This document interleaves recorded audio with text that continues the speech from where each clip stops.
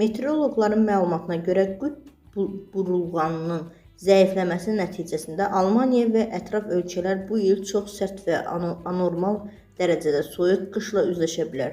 Mütəxəssislərin proqnozları tam uyğunlaşmasa da, xüsusilə bayramlardan sonra arktik soyuqların baş vermə ehtimalı yüksək qiymətləndirilir.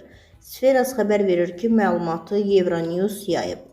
Sinoptiklərin dəyərləndirilməsinə əsasən qütb burulğanı bu qış adi illərlə müqayisədə daha zəif görünür. Məhz belə atmosfer şəraiti 1978-1979-cu illərdə baş verən və əsrin qışı adlandırılan ekstremal hava hadisələrinə, güclü qar fırtınalarına, uzun müddətli şaxtalara və nəqliyyatın iflic olmasına səbəb olmuşdu. Tarix yenidən təkrarlana bilərmi? Milad günlərində hava əsasən mülayim keçəcək, lakin bayramlardan sonra temperaturun kəskin aşağı düşməsi istisna edilmir. Mövcud hava modelləri milad ərəfəsində zərif və yumşaq havanı göstərsə də, sonradan ciddi soyuqların ehtimalı artır.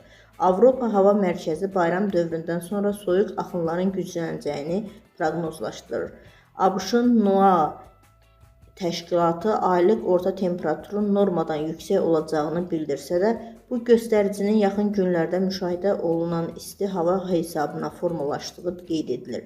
Bu isə iti temperatur düşməsinin hələ də mümkün olduğunu göstərir.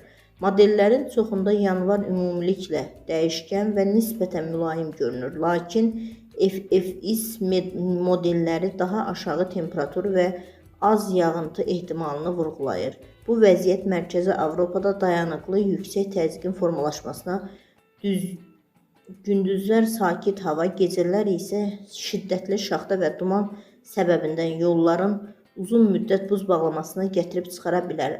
Əlavə risk isə qışın ortasında qütb burulğanında baş verə biləcək pozulma nəticəsində arktik soyuqların qəfil Avropaya yönəlməsi ehtimalıdır. La Niña faktoru Avropada daha sərt və rütubətli qış. NOAA iqlim mütəxəssisləri bildirirlər ki, La Niña effekti hələ də aktivdir və 2026-cı ilin əvvəlinə qədər davam edəcək.